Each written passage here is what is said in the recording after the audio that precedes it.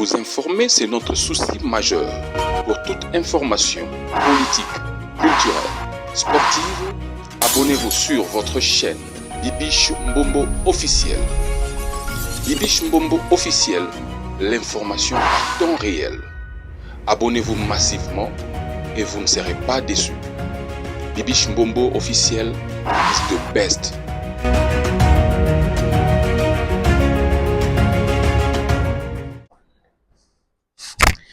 Merci les abonnés de Bibiche Mbombo officiel. Est-ce que ça va chez vous? Est-ce que ça va chez vous? Si ça ne va pas, ça ira par la grâce de Dieu. Vous informer, c'est mon souci majeur. Merci, partagez massivement. Partagez nos émissions, aimez, commentez. Like nabino, commentaire nabino. Désolé, sabiso makasa rosa nabino musala. Continuez de liker. Make sure avant au long en émission au ticket langa commentaire gentil, ticket langa pena like. Au coup perdre et loko mon côté. Au perdre ni mbongo ni crédit ni loko. Non, au perdre ti. Ça la gentil. Mais oui qui va abonner langa bazara vraiment gentil, ba abonner fidèle. Il y a chaîne Biso Bibiche Mbombo officiel bazara vraiment gentil. Ceux qui ba yé, ba tika commentaire na bango, ba liker et puis on va partager vidéo et zo pesa biso pe makasi ko sala musala bo partager massivement pour tout élargir communauté na biso ya Bibiche Mbombo officiel. Merci en tout cas, merci énormément na bino bato bobenga nga en privé pour m'encourager. Merci na ba remarque na bino bato pe bayaka pona ko finga ba tata ba maman responsable bayaka na ba commentaire pour ba finga ko ça la remarque ça ma bête mais ko finga nde ezama la mu mingi te ezolakisaka éducation oyo bino bozwa na ba famille na bino na éducation bo pesa ba na bino au moins un papa responsable une maman autant la peine à profil ne be mukolo mais azoya pona ko finga de lakiseke ba na bino bazaka loko ya bino en tout cas ça qualificatif hein parce que ceux qui yo ozoya na réseaux sociaux pour insulter. Alors, merci. Moi, dans ça, on continue toujours bien finga. Moi, focus. Je suis vraiment focus. Alors, merci. En tout cas, j'espère que vous avez déjà titre. Boyebi déjà, concert solidaire. Elinga Kiebeta le 7 avril en France. Concert wana eza reporté, eza annulé ou reporté, je ne sais pas. Non, tu as vu la vidéo, bolanda concert wana. Selon les dires, ils ont rwandais de balingi concert wana ebeta la France teza oyimba Bokechu a suivi dossier, vous savez Bokechu, yé azara toujours un attaque à ce qui concerne le pays malgré ba longola ke bilama malgré ba torturer mais il n'a jamais baissé les bras pour son pays. Na rocha intervention à Bokechu, na rocha intervention Yayemoko le ministre Patrick Mouyaya a fait sa biso de point de vue naïe. Alors, Fali Poupa-Toyebi que non c'est un grand musicien de notre pays et Gims également Yekutunde Aza mondial Aza partout Mokili Mobembe yebi un Congolais vraiment au ba respecter dans le monde Azo représenter Congo dans le monde. Donc voilà. Alors, sans plus tarder, tous on a une intervention na bango et puis on a bien notre zone, on a retenu quelques commentaires et puis nous allons revenir parce que ça fait partie de l'actualité. Il faut total actualité à Mboka na biso. Alors, to bandana nous na intervention et une première vidéo et puis nous allons revenir juste après pour commenter. Make sure aux abonnés, au partager vidéo. Exercice wana ezaka simple s'il vous plaît. Ticket langa like, partagez, ok? Alors, appelez-moi Bibiche Mbombo Plasma Omega. Boke ko s'abonner na ba plateforme nangai, na TikTok nangai, na Facebook, kuna peto postera ba image Bibiche Mbombo ka au monde nangai kuna Bibiche Mbombo. Abonne-toi là-bas, na Facebook nangai, na TikTok, na Instagram, partout mes réseaux sociaux en tout cas pour s'abonner et vous amala muming, ok? Alors, sans plus tarder, let's go. Sur le moment lobby que banile musique ya maître Gims namba Youssoufa ya les 7 avec Kagame abengi Emmanuel Macron petit yo mobile Brigitte Macron na lobby na musique on a kobeta terre pour eso déranger biso Ah, non, non, non, Moïse, tokenanga en France. Na oyana petit Moïse, bon, qu'est-ce que ngombolo, na France, les sétona, tous les jeunes, tout bon en France, il fait beau bima, boloba, non, na Kagame, non, les sétona, tozo sera bandeko, bon, c'est une grande manifestation, ya mounene, to la Kagame ke, à côté, pour un poto, beaucoup d'esclaves. Mais bah, qui sa musique, bah, qui sa France, mais à la ville morte. France mobimba misale sale matin pour génocide des ana na fait Kagame a fêté génocide na bande konanga comment ba koyi ko sakara ba congolais kombo na komba libabe ya ba esclave ba congolais kombo ya ba esclave boza ba esclave ba congolais partout dans le monde boza ba esclave boza ba esclave ya ba tuti ya ba Congo ya ba Kagame boza ba esclave ya ba tuti ya ba Ougandais ba nyata bino boye ba nyata la ba politicien na bino bomonde bozana boza ba esclave boye ba ango te boza ba esclave hein bolekina ba esclave na bi place pour esclave ba esclave akala baba na kotelema peuple congolais boza ba esclave ngaza Congo ya ka Congo ya se yanga te drapeau yango mona tielaka bino drapeau ya Zaïre Congo na bino na yangai te nayebi yango te nayebi Congo na bino wana te place euta nayebi te bandeko na ngai bato bayela biso kombo ya Congo na bamemela biso boumbu bamemela biso esclavage tokosuka wapi bandeko na ngai wayamba yebisaka bino vérité ya bacongolais wayamba yebisaka bino vérité wayambo makambo confusion eza ebele boketi wayamba alobaka na bino vérité boketi wayambo nzambe peuple akokomprendre yo mokolo nini peuple akokomprendre yo mokolo nini nati ata hymne national biso papa Mobutu Sese Seko moi je préfère oanile baactivité tout na France po Rwanda zo fêté anniversaire na ye ya génocide ya Kagame o Kagame ye moko aboma Biarimana aboma batuti na bahutu bato basala te France mobimba.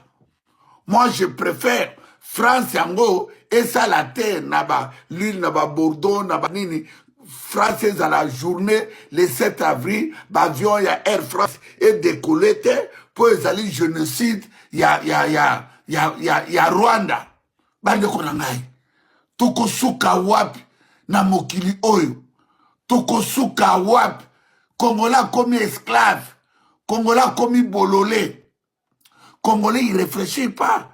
Les Congolais vont réfléchir à côté. Les Congolais vont réfléchir.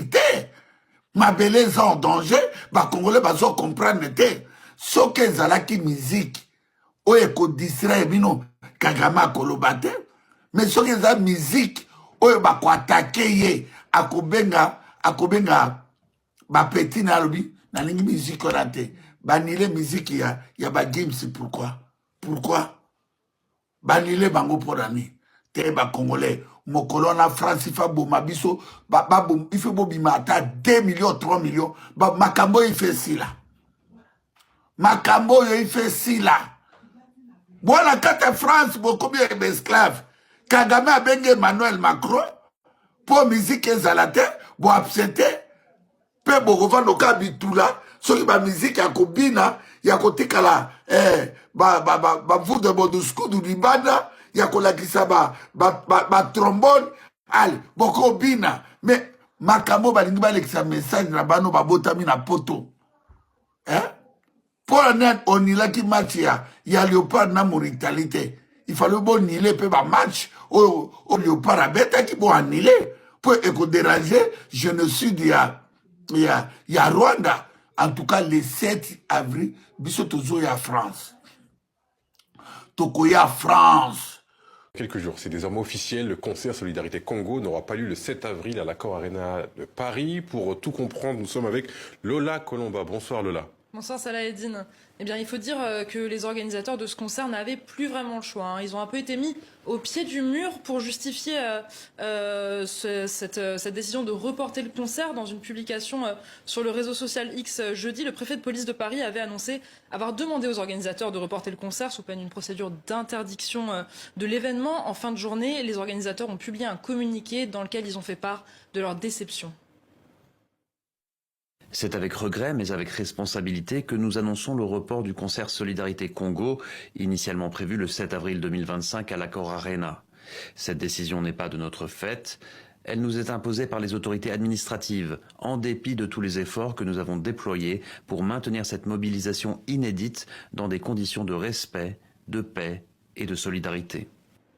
Et pour justifier sa décision, la préfecture avait argué des risques de troubles à l'ordre public que constituerait le maintien de ce concert à la date du 7 avril. C'était aussi l'argument de la mairie de Paris qui avait saisi Laurent Nunez le 10 mars dernier.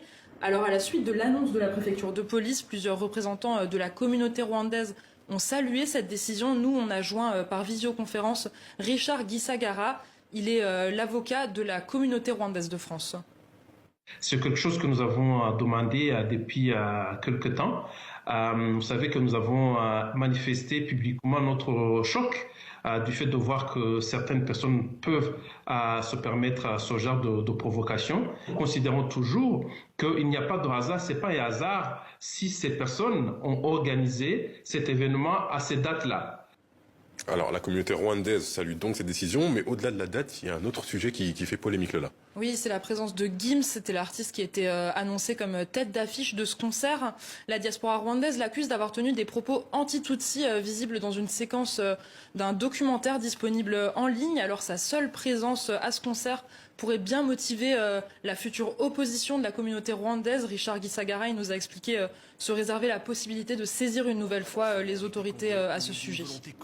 Ce qui nous a fait réagir, ce sont les deux faits, la date du 7 avril et les têtes d'affiche et la communication qui est... De votre question, le concert, il doit se tenir. C'est un concert de solidarité et je ne pense pas que les autorités françaises peuvent s'opposer à la tenue d'un concert de ce genre. Et donc, je sais qu'il y a, au moment où nous parlons, des discussions à la fois avec les organisateurs, notre ambassadeur et les autorités françaises, parce que justement, il y a une très mauvaise intention qui vient de l'autre côté, à l'idée des saboter ou de penser que son concert peut poser un problème de sécurité, parce que la sécurité doit être assurée par la République française.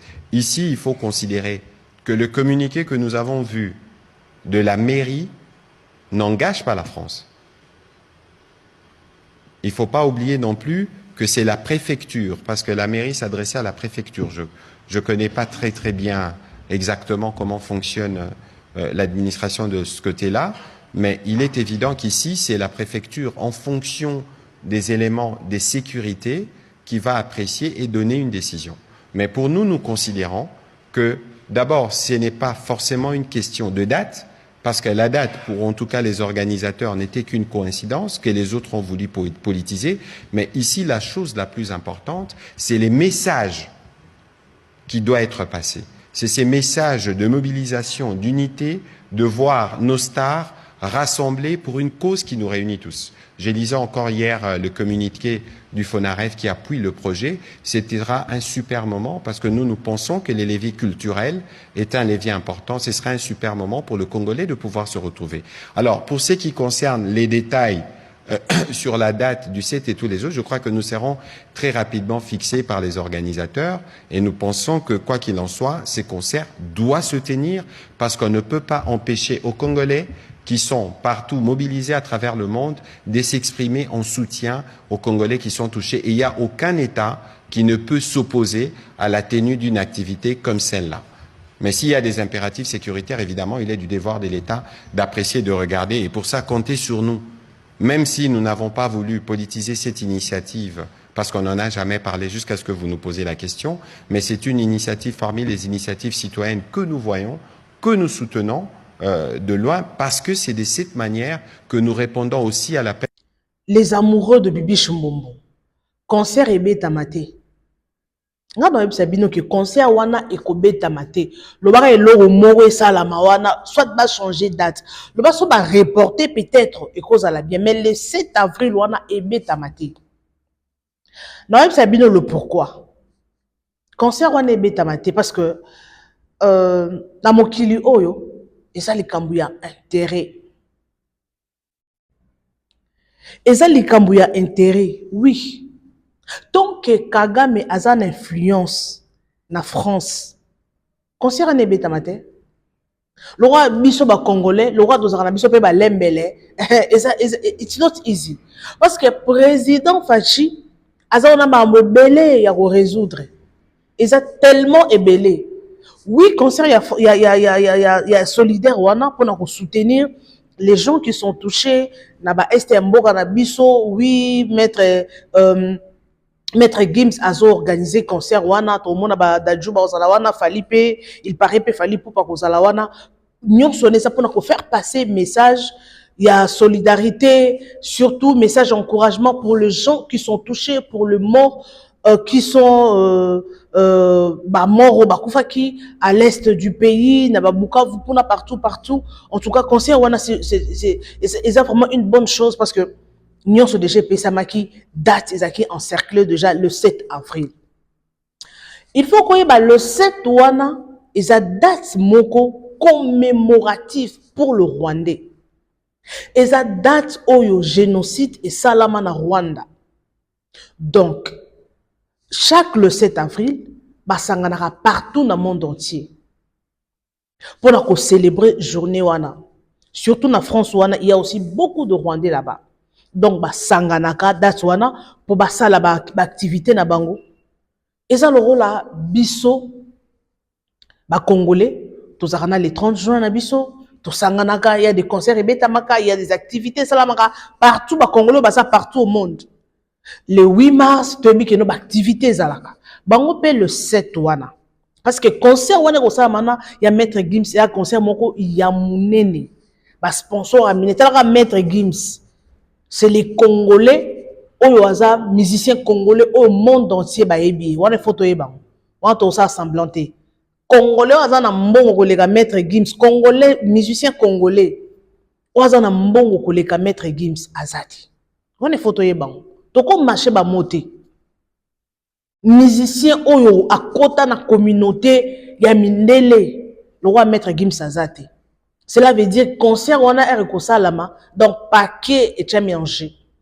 Alors, date au Baponi et coïncider na date ya ba Rwandais ba célébrer na bango le 7 wana et kozala impossible parce que le président Kagame azana influence makasi na France. On est faut bango. Voilà donc ça semblant parce que et ça les cambo intérêt. Et ça les cambo il y a intérêt parce qu'il faut le savoir. Président Kagame azo protéger ba bien ya France partout na kati Afrique. Place nyonso ba bien ya France ezali. C'est le président Kagame qui a protégé. Pétrole est en Mozambique. C'est le président Kagame qui protège le pétrole en France et en Mozambique. Nyonso na Centrafrique partout. Si vous voyez ça les Kambouya bon pour accord moko na kati wana. Ce qui le président Macron a le que concert et causalate pour na bien ya ba Rwandais. Or ça lango parce que ça accord na bango. Et ça likambo ya intérêt. Wana toko boyango te. Parce que nzambe asala biso na se ya mokili nzambe moko ta sala nzambe ye moko asala biso bato pour intérêt. Wana il faut tout ça il faut tout ça la réaliste. Parce que bon ba na ndenge na bango ba coopéraka. Bazana ba accord na bango basala. Soki Kagame ayebisi ke non concert e ko sala mate. Et que ça la maté. Autant l'intérêt, autant la Gims, Autant l'intérêt na ya, autant la bien na ya, autant la na bango basalaka. Et ça bongo. Et ça bongo, oui, ça fait mal, biso ba Congolais, et ça la passe que non. Et l'euro biso to limito ça là, président boyango, pour l'intérêt na ye. Toi, ne l'euro de ça la tête. À moins que va coopérer, soit va reporter, parce que vous allez payer moi pas si mille, soit Congolais si qui comment va reporter, comment président Macron a coupé sa privilège et pas ba Rwandais, oui, ba Rwandais ba boy. La chaîne bino image moro awa, ba lobi que maître Gims aloba ki eloro moro boye ya mabe o toucha ki ba Rwandais. Yango eloro on a peut citer, en tout cas il faut ba annuler parce que ba annuler concert wana parce que et coïncider le même jour en tout cas et Rosalate. Ce qui président à lobby non ezalate. Ce qui lobby que non et Rosalate automatiquement concert et Rosalate. C'est le président qui décide. Et donc un président Fachi, ce qui lobby que non lelo et Rosalamate et Rosalamate boko baluka la mabele boko sauter boko sa zo kedene et Rosalate. Bota la lokola concert a Fally Ipupa. Boyebi ke ba combattant ba menace concert wana. Ba combattant ba menace concert okoki ko imaginer te. Ils ont dit que concert est kozala te mais bon mona ki concert il y a eu arène si je me trompe pas. Et ça un concert moko betama wana ba tinda ba soldat ko sakana te. Encadrement zalaka. Okota wapi? Ba tukutu bazanga mikanda ba kanga bango. Parce que c'est le président, donc fallait azaki together. To monaka image moko boye ba mikolo eleki. Image Fally Ipupa na président Macron nakati ya Bandal. Siko bobi lieni bazana ngo. Bobi non en fait bobi comment est-ce que en fait comment est-ce que baza close je peux dire. Bazaki close makase donc ne bomona ki concert a Fally betama ki wana parce que Fally azaki likola azana connexion à likolo na président bomona ki non to tuko mona te concert mo ya congolais azo bet na libanda mboka to tika ko mona te concert ba o senti 1000 la koya na kati ya concert wana o sakana te ça poani parce que ezaki likambo intérêt ezaki accord na bango ezaki connexion Fally azaki na et concert ebetama tout le monde a même bokechu bakanga na concert wana bakanga parce que sécurité au le kawapi donc c'est le président qui avait donné l'ordre en tout cas concert ebetama et au salama boyna boy tout le monde c'était en 2000 bah c'est la corona ça 2020 20 ou 21 au Fally abeta concert à Liboso Fally abeta na France wana ça na Bercy to na Bercy ou quelque chose comme ça concert wana malgré ba combattant ba ya mais concert ebetama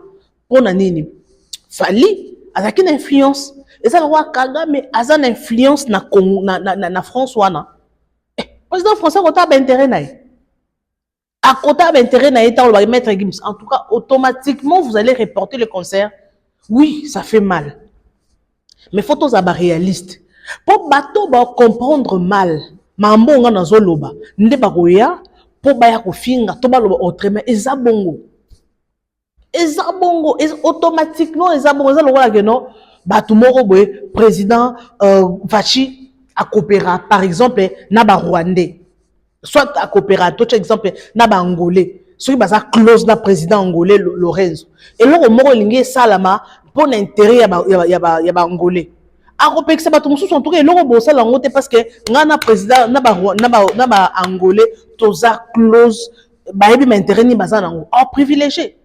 Ce qui fait à lobby non et l'autre et ça la maté et ko ça la maté bo matabo kita donc bon comprendre ça le camp intérêt ce qui est Rosala malam concert wana ba reporter et on ça la bien parce que y a beaucoup qui déjà décidé ne bon ça ni en tout cas ça fait mal biso ba congolais il faut plutôt zapper na un mot à dire likambo eza likambo oyo gouvernement na biso il faut akota likambo oyo excusez-moi. Nacheli bino vidéo ya Patrick Mouyaya. Yemoko le ministre, le ministre de la communication, si je ne me trompe pas, il est le ministre de la communication. Oui, ceux qui n'ont se trompé. Alobi que non, concert wana, les concerts aura lié. Ceux qui ont lié le même jour, en tout cas tout le monde a la façon dont Congo n'a mis sa puissance. Oui. Parce que les Gambois Rwanda mais ce comment Rwandais, ça n'a rien à voir. Ce qui est Rwandais, Barosala, journée na bango, pas que ça la côté mon sous France c'est ça mon nene. Mais pourquoi pas empêcher concert et bétama? Et ça pas bonne influence.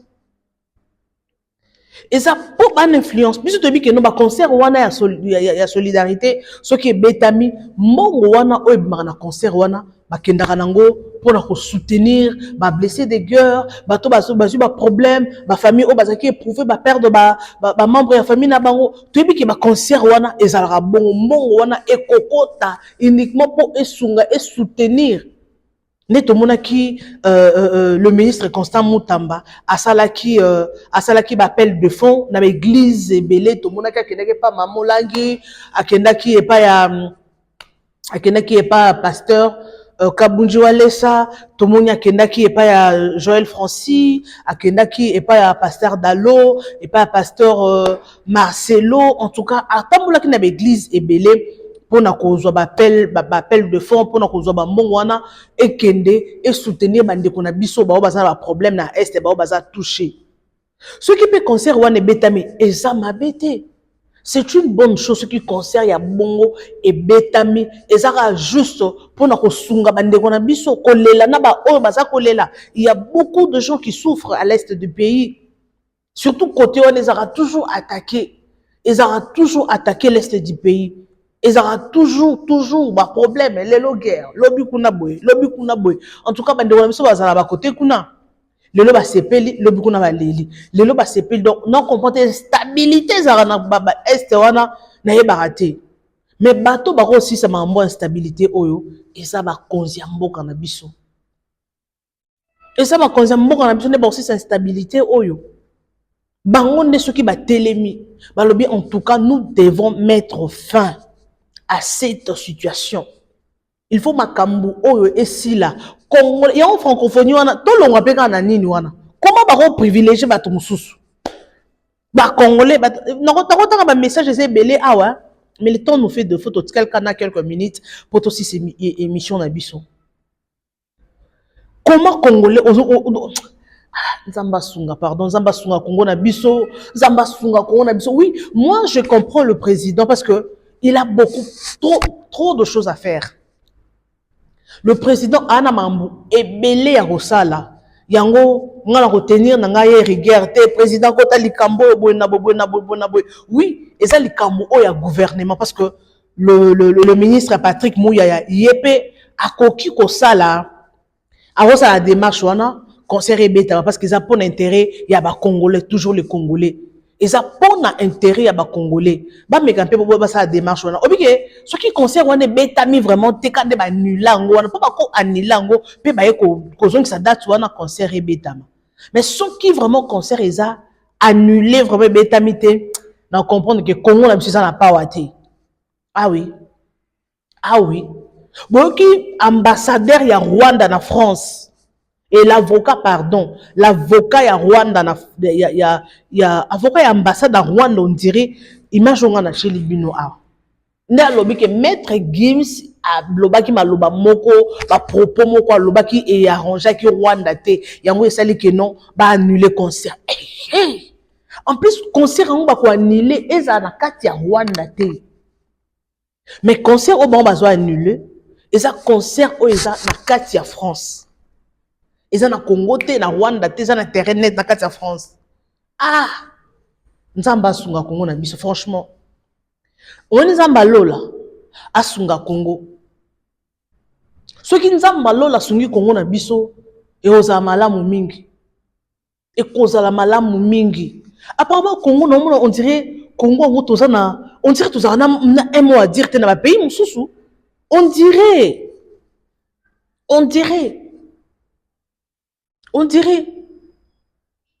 Congo toujours fournir, va payer belé. Mais apparemment, monsieur, on a un mot à dire, apparemment.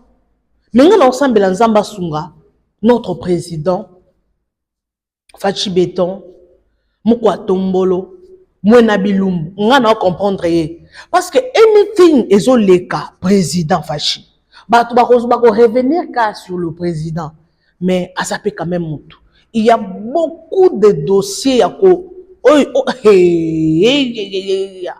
Congo, il y a beaucoup de dossiers. Oyo, il y a Rosolo là. Oyo, il y a comme ça. Donc, le président a beaucoup de choses à résoudre. Moukwa Tombolo Mouina Bilum. Il en a beaucoup. Mais tu retenir rien regarder parce que ils ont peut trop tardé. Ceux qui m'a reporté pe concert, ils ont ma BPT. Ceux qui m'a le 7 avril et le 8 avril, to ba une semaine après, ils ont un problème te et robeta manango pe kaka. Mais ceux qui m'a sali en auto comprendre que Congo la France wana, ils en a pas waté. Nalanda le président Kagame na vidéo mo be nalanda. Alors pourquoi vous condamnez toujours le Rwanda? Il n'est pas le seul pays où achaka Congo mal à l'aise. Batanga Belgique, batanga pena France, atanga pena d'autres pays. En fait, aloba pena d'autres pays. Ngana landa vidéo wana kana ba TikTok wana. Abibine mozaka Rwanda nde ba s'attaquer contre Congo. Il y a aussi des pays qui sont derrière le Rwanda. Oh bango ba konsi peut-être ba yebi, oh biso peut-être toyebi pété. Alors, ce qui concerne Wana et Betami et Rosala Malamu Mingi, Mbongo Wana, parce que bah producteur, bah everything est salamaki déjà, Mbongo est salamaki déjà en G, bah contrat et salami non c'est ça qui déjà mes concerts, ils ont reporté. Ce qui est annulé, ne Rosala Mabe Makasi, mais ce qui est reporté, il n'y a pas de problème, bah reporter Kaka. Pour ceux qui influencent les Makasi côté Rwanda, automatiquement la RDC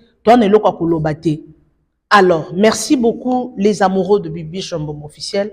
Merci pour vos likes, vos commentaires. Merci énormément. On m'appelle Nabino. En tout cas, bon, continuez toujours. N'a qu'à s'abonner, n'a qu'à partager, qu'à aimer. Et on sait la biso vrai qui toque. Tu as besoin de la promotion. Il y a œuvre naomoro quelconque. N'hésite pas surtout de nous contacter. Et que ça la biso malamu mingi et que ça biso pe makasi ya la bino ba information. En tout cas, merci énormément na bino ba abonné fidèle ya Bibiche Mbombo officiel. On se retrouve next time avec un nouveau numéro de notre émission 100% news et analyse qui est présentée par moi, votre humble servante, Bibiche Mbombo Plasma. Merci beaucoup en tout cas. On se retrouve next time. Ok? Restez toujours connectés sur votre chaîne d'actualité, de divertissement. Merci beaucoup. Bisous et bye. Vous informer, c'est notre souci majeur. Pour toute information politique, culturelle, sportive, abonnez-vous sur votre chaîne Bibiche Mbombo officiel. Bibiche Mbombo officiel, l'information en temps réel. Abonnez-vous massivement et vous ne serez pas déçus. Bibiche Mbombo officiel is the best.